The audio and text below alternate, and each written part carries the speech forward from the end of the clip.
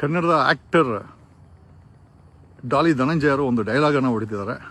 ಏನಂತಂದರೆ, ಬಿರಿಯಾನಿ ತಿಂದರೆ ಕೇಳೋ ಜನ ಸಾವಿರಾರು ಕೋಟಿ ಲೂಟಿ ಮಾಡಿರುವವರನ್ನ ಯಾಕೆ ಪ್ರಶ್ನೆ ಮಾಡಲ್ಲ ಅಂತ. ಖಂಡಿತವಾಗಿ ಡಾಲಿ ಧನಂಜಯ ಅವರೇ, ನಿಮ್ಮ ಪ್ರಶ್ನೆ ಕರೆಕ್ಟಾಗಿದೆ. ಬಟ್ ಅದಕ್ಕೆ ಉತ್ತರವನ್ನು ನಾವು ಕೊಡಲೇಬೇಕು. ಯಾಕೆ ಅಂತಂದರೆ, ನಾವು ಯಾರೂ ಕೂಡ ಗುಲಾಮರಲ್ಲ, ನಾವೆಲ್ಲ ಪ್ರಶ್ನೆ ಮಾಡ್ತಾ ಇದ್ದೀವಿ. ಅಟ್ಲೀಸ್ಟ್ 7 ಕೋಟಿ ಜನ ಪ್ರಶ್ನೆ ಮಾಡಿಲ್ಲ ಅಂತಂದರೆ, ನಾವುಗಳು ಪ್ರಶ್ನೆ ಮಾಡಿ ವಿಡಿಯೋಗಳನ್ನು ಹಾಕಿದ್ರೆ ಖಂಡಿತವಾಗಿ ಆ ಒಂದು ವಿಡಿಯೋಗಳನ್ನು, ಆ ಒಂದು ಪ್ರಶ್ನೆಯನ್ನು ಕಮೆಂಟ್ಗಳ ಮುಖಾಂತರ ಜನ ಸರ್ಕಾರದ ಮೇಲೆ ಏನೋ ಪ್ರೆಷರನ್ನು ತಗೊಂಡ್ಬರ್ತಾ ಇದ್ದಾರೆ. ಆ ರೀತಿ ನೀವು ಹೇಳ್ದಂಗೆ ಏನೋ ಹೊಡ್ಕೊಲ್ಲ ಜನ ಆ ರೀತಿ ಮುಗ್ಧರಂತೂ ಏನೂ ಅಲ್ಲ. ಆಮೇಲೆ ಮುಗ್ಧತೆ ಬೇಕಾಗೂ ಇಲ್ಲ. ಯಾಕೆ ಅಂತಂದರೆ, ಕಂಟೈನರ್ ಗಟ್ಟಲೆ ಹಣ, ಕಂಟೈನರ್ ಗಟ್ಟಲೆ ಚಿನ್ನ ಇಟ್ಟಿರೋ ಅಂಥ ಈ ಒಂದು ರಾಜಕಾರಣಿಗಳ ವ್ಯವಸ್ಥೆನಲ್ಲಿ ಪ್ರಶ್ನೆ ಮಾಡೋರು ಬೇಕಾಗಿದೆ.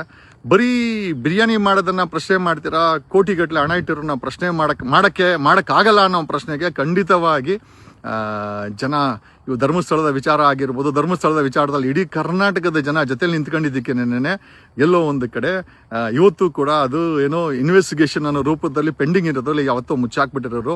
ಇವತ್ತು ಕೂಡ PA ಇದೆ. ಧರ್ಮಸ್ಥಳದ ವಿಚಾರ ಆಗಿರ್ಬೋದು, ರೈತರ ವಿಚಾರಕ್ಕೆ ಬಂದಾಗ ರೈತರು ಬೀದಿಗೆ ಬಂದರು, ಪ್ರಶ್ನೆ ಮಾಡಿದ್ದಾರೆ, ಖಂಡಿತವಾಗಿ ಪ್ರಶ್ನೆ ಮಾಡಿದ್ದಾರೆ. ಆಮೇಲೆ ರೈತರು ಪ್ರಶ್ನೆ ಮಾಡಿದ್ದಕ್ಕೆ 3,300 ರೂಪಾಯಿ ಫಿಕ್ಸ್ ಮಾಡಿ ಅವ್ರುಗಳಿಗೆ ಸರ್ಕಾರ ಸಲಾ ಮಾಡೋದು, ಆಯಿತು ಹೋಗ್ರಪ್ಪ ಅಂತ ಹೇಳ್ತು. ಪ್ರಶ್ನೆ ಮಾಡೋದಂತೂ ಕರ್ನಾಟಕದಲ್ಲಿ ನಿಂತಿಲ್ಲ. ಆಮೇಲೆ ನಾವೆಲ್ಲ ಹೆಮ್ಮೆಯ ಕನ್ನಡಿಗರು, ಸಾರ್ವಭೌಮರು, ಈ ದೇಶದ ಸಂವಿಧಾನವನ್ನು ತಿಳ್ಕೊಂಡಿರೋವಂಥವ್ರು. ಅಟ್ಲೀಸ್ಟ್ ನನ್ನಂಥವ್ರು LLB ಓದಿ, ಸಂವಿಧಾನ ಓದಿ ತಕ್ಕಮಟ್ಟಿಗೆ ತಿಳ್ಕೊಂಡಿದ್ದಾರೆ ಜನ.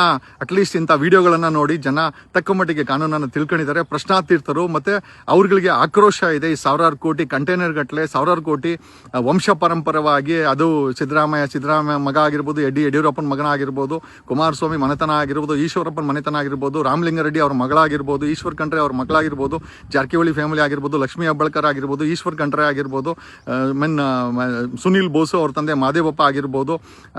ಈ ರೀತಿ ವಂಶ ಪರಂಪರವಾಗಿ. ಆಮೇಲೆ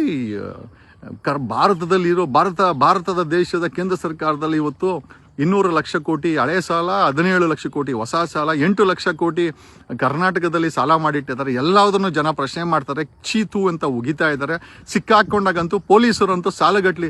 ಅಲ್ಲ, ಡಾಲಿ ಧನಂಜಯ ಅವರೇ, 10 ವರ್ಷದ ಹಿಂದೆ ಒಬ್ಬ ಪೊಲೀಸ್ ಕಾನ್ಸ್ಟೇಬಲ್ ಬಗ್ಗೆ ಮಾತಾಡ್ಬೇಕಾದ್ರೆ ಜನ ಯೋಚನೆ ಮಾಡ್ತಾ ಇದ್ದಾರೆ. ಇವತ್ತು ಇನ್ಸ್ಪೆಕ್ಟರ್ಗಳನ್ನ, ACPಗಳನ್ನ, IPSಗಳನ್ನ, ದೊಡ್ಡ ದೊಡ್ಡ DGPಗಳನ್ನ ಹಿಡ್ಕೊಡ್ತಾ ಇದ್ದಾರೆ. ಮೊನ್ನೆ ಒಬ್ಬ DGP ರಾಮಚಂದ್ರ ತನ್ನ ರಾಸಲೀಲೆಯನ್ನು ಹಿಡ್ಕೊಟ್ಟಿದ್ದು ಕೂಡ ಸಾಮಾನ್ಯ ಜನನೇ. ಮೊನ್ನೆ ಒಬ್ಬ ಗೋವಿಂದ ಅಂತ 4 ಲಕ್ಷ ಇಸ್ಕೊಬೇಕಾದ್ರೆ ಹಿಡ್ಕೊಟ್ರು, ಅವನು ಒಳ್ಳೆ ಹಂದಿ ಥರ ಕಿರ್ಸ್ಕೊಂಡ. ಇದೆಲ್ಲ ಸಾಮಾನ್ಯ ಜನ ಮಾಡ್ತಾ ಇರೋದನ್ನೇ. ನಮ್ಮ ವಿಚಾರಕ್ಕೆ ಬಂದ 2023ರಲ್ಲಿ PSI ಹಗರಣದಲ್ಲಿ 48 ಜನ ಪೊಲೀಸರು, ಒಬ್ಬ ADGPನ ಜೈಲಿಗೆ ಕಳಿಸಿದಂಥ ಕೀರ್ತಿ ನಮ್ಮದು. 51 ಜನ IPS ಆಫೀಸರ್ಗಳನ್ನ 2010ರಿಂದ 11ರಲ್ಲೇ ಅಶೋಕ್ ಮೇಲೆ ಕೇಸ್ ಹಾಕಿದಾಗ, ನನ್ನ ಮೇಲೆ 13 ಕೇಸ್ ಹಾಕಿದಾಗ, I got 51 IPS officer of Karnataka black listed ಅಂತ ಈ ಮೂಲಕ ಹೇಳುತ್ತಾ ಪ್ರಶ್ನೆಯನ್ನು ಸತತವಾಗಿ ಮಾಡ್ತಾ ಇದ್ದೀವಿ. ರಾಜಕೀಯ ಬದಲಾವಣೆ ಮಾಡಬೇಕಾದಂಥ ಅವಶ್ಯಕತೆ ಇದೆ. ಯಾಕಂದರೆ ನಿಮ್ಮ ಮಾತುಗಳು ಒಂದು ಕಡೆ ಸ್ಫೂರ್ತಿ ಆದರೆ, ಇನ್ನೊಂದು ಕಡೆ ಎಲ್ಲೋ ಒಂದು ಕಡೆ ಎಚ್ಚರಿಕೆ ಗಂಟೆನಾ. ಅಥವಾ ಇನ್ನೊಂದು ಪ್ರಶ್ನೆ ಏನಪ್ಪ ಅಂತಂದರೆ, ನೀವು ಈ ಒಂದು ಫಿಲಮ್ಗಳ ಜೊತೆಯಲ್ಲಿ ನೀವು ಕೂಡ ಒಂದಷ್ಟು ಪ್ರಶ್ನೆ ಮಾಡಬೇಕು. ಬಿರಿಯಾನಿ ತಿನ್ನಿ, ಬೇಡ ಅಂತ ಹೇಳ್ತಾ ಇಲ್ಲ. ಬಿರಿಯಾನಿ ತಿನ್ನಿ, ನಿಮ್ಗೆ ಇಷ್ಟವಾದನ್ನು ತಿನ್ನಿ.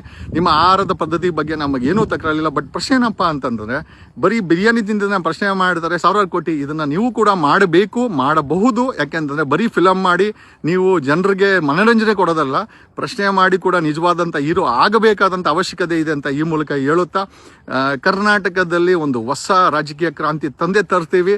ನಿಮ್ಮ ಈ ಮಾತು ನಿಜವಾಗ್ಲೂ ನಮ್ಮೆಲ್ಲರಿಗೂ ಒಂದು ಸ್ಫೂರ್ತಿ ಅಂತ ಹೇಳ್ತೀನಿ. ನಾವೇನು ಬೇಜಾರೇನಾಗಿಲ್ಲ. ಬಟ್ ಕನ್ನಡಿಗರು ಪ್ರಶ್ನೆ ಮಾಡೋಂಥವ್ರು. ಮೊನ್ನೆ 400 ಕೋಟಿ ತಗಲಾಕೊಂತು ಜನ ಚೀತು ಅಂತ ಉಗಿತಾ ಇದ್ದಾರೆ 2 ಕಂಟೈನರ್ನಲ್ಲಿ. ಮುಂಚೆ ಮೂಟೆಗಟ್ಟಲೆ ದುಡ್ಡಿತ್ತು ಡಾಲಿ ಧನಂಜಯ ಅವರೇ. ಇವತ್ತು ಕಂಟೈನರ್ ಗಟ್ಟಲೆ ಹಣವನ್ನು 224 MLAಗಳಲ್ಲಿ 90% ರಾಜಕಾರಣಿಗಳು ಭ್ರಷ್ಟಾಗಿದ್ದಾರೆ. ಸಾವಿರಾರು ಕೋಟಿ ಹಣ ಮಾಡಿಟ್ಟಿದ್ದಾರೆ, ಸಾವಿರಾರು kg ಚಿನ್ನನೇ ಇಟ್ಟಿದ್ದಾರೆ, ದೇಶವನ್ನು ಲೂಟಿ ಮಾಡಿಟ್ಟಿದ್ದಾರೆ, ದೇಶವನ್ನು ಸಾಲಕ್ಕೆ ತಳ್ಳಿದ್ದಾರೆ, ರಾಜ್ಯವನ್ನು ಸಾಲಕ್ಕೆ ತಳ್ಳಿದ್ದಾರೆ. ನಿರುದ್ಯೋಗ ಸಮಸ್ಯೆ ತಾಂಡವಾಡ್ತಾ ಇದೆ.